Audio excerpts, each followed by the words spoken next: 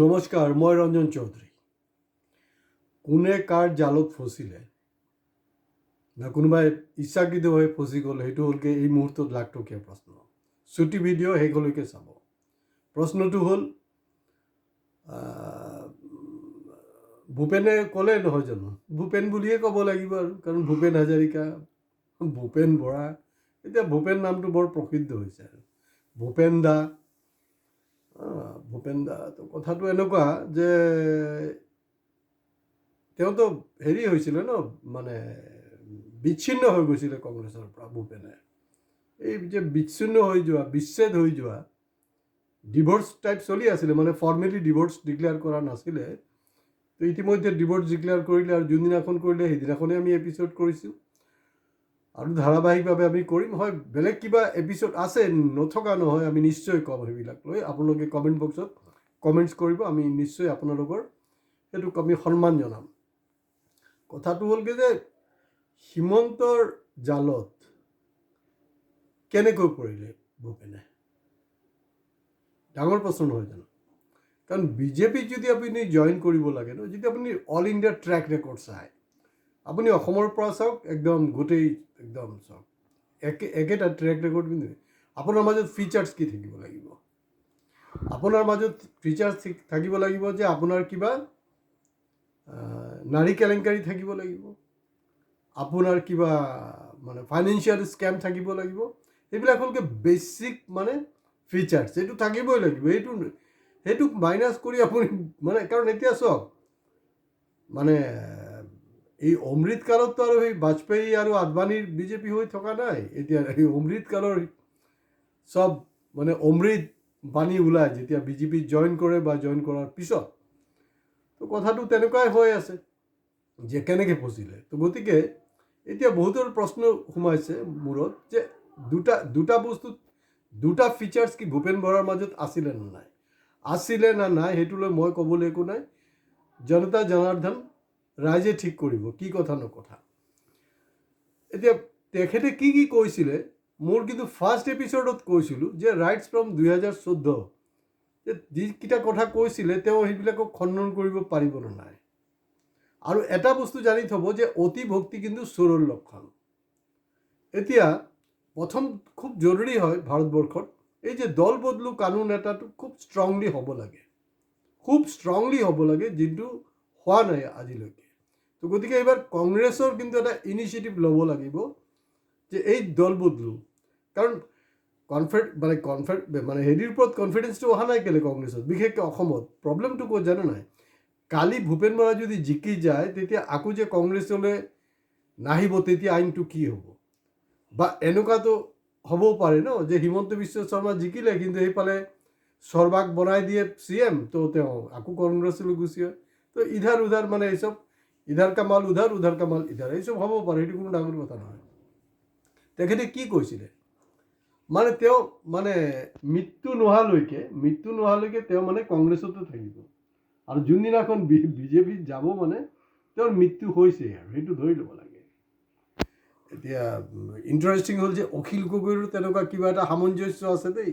অখিলুদ্দিনৰ তেখেতে কি বুলি কৈছে যে এই ঘটনাটোক মানে তেওঁৰ যে আদৰ্শগত যে বিচ্যুতি হ'ল, এনেকুৱা লাগিছে যে মানে মই কাৰোবাৰ, মোৰ মানে দাদা হেৰালোঁ, ককা হেৰালোঁ, ক'ৰবাত সি ফিল কৰিছে যে সি যেন মৰি গৈছে। ঠিক এনেকৈ অখিলুদ্দিন ডাঙৰীয়া এনেকৈ কিন্তু তেওঁ কৈছিলে, কোনে নমৰাকে তলে তলে কাম কৰিব, কোনোবাই মৰাকেহে কৰিব। এতিয়া হয়, পুনৰ্জন্মত আপোনালোকে বিশ্বাস কৰে নকৰে নাজানো, কিন্তু ৰাজনৈতিক ক্ষেত্ৰত কিন্তু এইবাৰ পুনৰ্জন্মটো আকৌ একবাৰ প্ৰমাণ হৈ গ'ল। তো গতিকে তেওঁৰতো মৃত্যু হৈছে, আৰু মৃত্যু হোৱাৰ লগে লগে যে পটককৈ আপোনাৰ হেৰি হ'ব নোৱাৰিব, মানে আকৌ পয়দা হোৱাটো টান। কিন্তু হয়, এইটো এটা গ্ৰীনিজ ৰেকৰ্ড দেই। অসমততো বিভিন্ন ধৰণৰ গ্ৰীনিজ ৰেকৰ্ড হৈ আছে মাত্ৰ কেইদিনৰ ব্যৱধানত। মোৰ যদি ভুল নহয়, এইটো 16 তাৰিখ আছিলে। তো গতিকে তেওঁৰ পুনৰ্জন্ম যোনটো হ'ব 22 তাৰিখে হ'ব। তেখেতে কি বুলি কৈছে যে না মোৰ বিহুপৰীয়া ৰাইজে যোনটো ক'ব, কোনো একো নকয়ও। তো সেইবিলাক কথা আগত ক'ব লাগিছিল, এতিয়া কেলৈ কৈ আছোঁ? বিহুপৰীয়া ৰাইজ নহয়, মই তেওঁলোকৰ চৰণত নহয় না মামাৰ চৰণত। গতিকে 22 তাৰিখে, 22 ফেব্ৰুৱাৰী দিনাখনো কিন্তু ভূপেন বৰাৰ মামাৰ ঘৰতে জন্ম হ'ব। আপোনালোকে ইমান দিন ভাগিন বিচাৰি পোৱা নাছিলে নহয়। চাওক, মই এটা আপোনালোকক এক্সাম্পল দি দিছোঁ। তো তেনেকৈ ক'বলৈ গ'লে বহু ঢেৰ কথা আছে, মই ইমান মানে বিস্তৃত ব্যাখ্যালৈ নাযাওঁ। কিন্তু দল বদলুৰ ক্ষেত্ৰত এটা বস্তু ৰাইজক মই বাৰে প্ৰতি ৰিকুৱেষ্ট কৰি আছোঁ, সি কংগ্ৰেছৰ পৰা বিজেপি যাওক বা বিজেপিৰ পৰা কংগ্ৰেছলৈ আহক বা কংগ্ৰেছৰ শ্বেৰমান আলীৰ নিচিনা নেতা ৰাইজৰ দললৈ আহক, তেওঁলোকক যোনে ভোট দিব নাম্বাৰ 1 জানি থ'ব যে আপোনালোক কিন্তু পাপী হয়।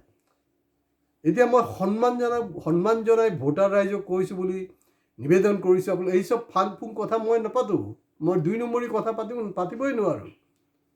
এই ভূপেন বৰা ডাঙৰীয়া মোক একদিন কৈছিলে না, আপোনাৰ পৰা বহুত কিবা কিবি শিকিবলৈ আছে, জানিবলৈ আছে, এদিন আহক না, আমি নাস্তা কৰিম। মই ক'লোঁ আপোনাৰ তাত নাস্তা কৰিবলৈ গ'লে মোৰ অহা যোৱা থকা মিলা লৈ এটা নাস্তাৰ কাৰণে মোৰ 3000 টকা খৰচ পৰিব।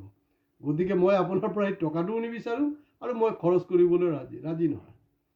কিন্তু এতিয়া শুনিছোঁ নীতিমণি শইকীয়াৰ পৰা আৰম্ভ কৰি বহুতৰ নাম আঙুৰ খুৱাই লৈছে। তেওঁ হয়তো কালি ৰঞ্জন চৌধুৰীৰ নামো কৈ দিব পাৰে, কোনো ডাঙৰ কথা নহয় দেই। মই আগতীয়াকৈ কৈ দিছোঁ যে একজেক্ট ডিছকাশ্যনটো কি হৈছিলে, যে 1 কাপ চাহ আৰু নাস্তাৰ কাৰণে মই 3000 টকা খৰচ কৰিবলৈ নাই, কাৰণ মোৰ জীৱনত এই মুহূৰ্তলৈকে কোনো ধৰণৰ নাৰীৰ স্কেম নাই আৰু মোৰ কোনো ধৰণৰ ফাইনেন্সিয়েল স্কেম নাই। মই তেনেকৈ পৃথিৱীৰ পৰা বিদায় ল'ব খুজিছোঁ। এতিয়া তেখেতে আৰু এটা কথা কৈছে ইণ্টাৰেষ্টিং, এই APCCR সেইটো লৈ বাৰু আমি পিছত কৰিম, উপায় নাই। এতিয়া ৰকিবুল যে আছে নহয়, কাৰণ ৰকিবুলক এই কালি বিজেপিলৈ যায় নাযায় সেইটো পিছৰ কথা, কাৰণ ৰকিবুল যদি যায় সেইটো কিন্তু বিজেপিৰ কাৰণে বহুত ডাঙৰ মূৰৰ কামনি হ'ব, বহুত ডাঙৰ মূৰৰ কামনি হৈ যাব। সেইকাৰণে যোৱাজুৰিৰ প্ৰশ্ন নাই, কোনে তলে তলে কি ছেটিং কৰি আছে আমি ক'বলৈ নাই, এইটো সময়ে ক'ব, কাৰণ সময় বলৱান। এতিয়া তেখেতে কৈছে তেওঁৰ মৃত্যু আৰু কিবা কিবি, এতিয়াতো পুনৰ্জন্ম হ'ল, কেতিয়া জন্ম হ'ব মই ডেটো দি দিছোঁ ডক্টৰৰ নিজন আগতীয়াকৈ। তো গতিকে অলপ মানে এডভান্স ষ্টেজত আছে প্ৰেগনেঞ্চিত, এইটো হৈ যাব বাৰু, কোনো কথা নাই। তো গতিকে এই ফিচাৰ্ছবিলাকৰ লগত এইটো মানে যোনে কওক, আজি কপতি আপোনালোকে কওক যে আজি কপতি মানে বেলেগ পাৰ্টিৰ পৰা হেৰিলৈ গৈছে উইদাউট এনি স্কেম, একজন মানুহৰ নাম যদি আপোনালোকে কমেণ্ট বক্সত দিব পাৰে মই কিন্তু চেলুট মাৰিম। তো তেওঁ কি কৈছে যে আজিৰ পৰা মানে ক'ব বিচাৰিছে 12-13 বছৰ আগতে নেকি হিমন্ত বিশ্ব CM হ'বলৈ আছিলে। এতিয়া মোৰ প্ৰশ্নটো হ'ল, যদি আৰু সেইটো নেকি সোনিয়া গান্ধী এগ্ৰী আছিলে ৰাহুল গান্ধীৰ হস্তক্ষেপৰ কাৰণে, মানি লৈছোঁ, ঠিক কথা হ'ব পাৰে। তো এতিয়া প্ৰশ্নটো হ'ল যে ৰাহুল গান্ধীৰ এই সিদ্ধান্তটো সঠিক আছিলে না ভুল আছিলে? তাতকৈ ডাঙৰ কথা, APCCৰ যদি প্ৰেচিডেণ্ট হৈছে তেখেতে, ৰাহুল গান্ধীৰ এপ্ৰুভেল নোহোৱাকৈ কিন্তু এইটো হোৱা নাই। গতিকে তেখেততে একেটা মানে শাৰীতে পৰিছে, তেখেতৰ ছেইম একেটা হেৰিতে পৰিছেতো। তেখেতেতো ৰাহুল গান্ধীৰ হেৰি কৰিছে, তেওঁ ক'ব পাৰিব নেকি না তেখেতৰ এপ্ৰুভেলত নোহোৱাৰ কাৰণে হোৱা নাই, কিন্তু তেখেতৰ ৰাহুলৰ এপ্ৰুভেলৰ কাৰণে মই পাইছোঁ। আৰু কংগ্ৰেছত আটাইতকৈ ডাঙৰ প্ৰব্লেম কোন জানেনে? একদম মানে তলৰ খাপৰ যিবিলাক নেতা মানে ওপৰত লাহে লাহে গ'ল, তেওঁলোকে কংগ্ৰেছৰ পৰা ইমান পালে যে আৰু ডাইজেষ্ট কৰিব নোৱাৰিলে, তাৰপিছত তালৈ গুচি গ'ল। দুৰ্নীতি নীলাজৰ নিচিনা কথা পাতি আছে। ভূপেন বৰা ডাইৰেক্ট কৈছে যে 50 কোটি টকা দিলে, মইতো ফাৰ্ষ্ট এপিছডত কৈছোঁ তাৰ পৰিয়ালৰ কিবা বিজনেছৰ কোনোবাই লৈ গৈছে, সেইটো কাৰণে আলোচনা কৰিব লাগিব। কিহৰ ঘণ্টা আলোচনাহে? আজিৰ দিনটোত আমাৰ জুবিন গাৰ্গ থাকিব লাগিছিলে, তেওঁ এটা গান বনাই দিলে হয় বঢ়িয়া, মানে একদম ইলেকশ্যনৰ আগে আগে ছুপাৰ ডুপাৰ হিট গান এটা হ'ল, তেওঁৰ এটা ডাইলগো থাকিলে হয়। কি থাকিলে হয়? নিশ্চয় আকৌতো জুবিন মোৰ সপোনত আহিব, তেতিয়া মই ক'ম বাৰু যে জুবিনৰ লগত মোৰ সপোনত কি কথা বতৰা হৈছে। তেখেত পীযুষ হাজাৰিকাক ডাইৰেক্ট কৈছিলে, তেওঁ এতিয়া স্বীকাৰ কৰি আছে যদি মোৰ 50 কোটি টকা দিয়ে তেতিয়াহ'লে মই বিজেপিলৈ গুচি যাম। এইটোতো কোৱাটোহে 50 কোটি, এইটো 50 কোটি না 500 কোটি কোনে জানে? এইটো মামা আৰু নতুন ভাগিন যে জন্ম হ'ব 22 ফেব্ৰুৱাৰী তেওঁলোকে জানে, আমিতো গম নাপাওঁ। গতিকে এই ধৰণৰ মই বাৰে প্ৰতি কৈ আছোঁ যে আপোনালোকে কিন্তু এইটো নকৰিব। মানে যোনে শ্বিফ্ট হ'ল পাৰ্টি, তেওঁলোক এণ্টি নেশ্যনেল হয় নহয় পিছৰ কথাত, কিন্তু যিমানজনে ভোট দিব মই একদম খাৰাং কাজ ক'ব বিচাৰিছোঁ, প্ৰতিজন ভোটাৰ দেশদ্ৰোহী প্ৰতিজন ভোটাৰ অসমীয়া বিৰোধী। আজি ইয়াতে শেষ কৰিছোঁ, বেয়া নাপাব, কাৰণ মই খুব মিঠাকৈ কথা পাতিব নোৱাৰোঁ। মই ভূপেন বৰাৰ নিচিনা কবিতাও গাব নোৱাৰোঁ। হয়, যদি এতিয়া প্ৰয়োজন হ'লে মই সময়ত কবিতাও গাম। গতিকে লাইক, শ্বেয়াৰ আৰু ছাবস্ক্ৰাইব, কমেণ্টছ এইবিলাক কিন্তু খুব জৰুৰী হয়। এইটো প্ৰচাৰ খুব হোৱা দৰকাৰ এই মুহূৰ্তত। গতিকে আজি ইয়াতে শেষ কৰিছোঁ। নমস্কাৰ।